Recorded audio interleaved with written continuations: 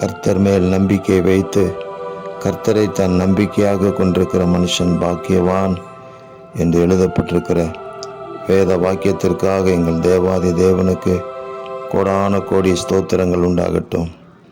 கர்த்தாவே, உம்மேல் நம்பிக்கை வைத்து உம்மையே நம்பிக்கையாக கொண்டிருக்கிறவங்க பிள்ளைகள் தண்ணீர் அண்டையிலே நாட்டப்பட்டதும் தப்பாமல் கனி கொடுக்கிறதுமான மரத்தை போல் இருப்பான் என்று சொல்லப்பட்ட அந்த ஆசீர்வாதமான வார்த்தை அவர்கள் வாழ்க்கையில் நிறைவேறட்டும்.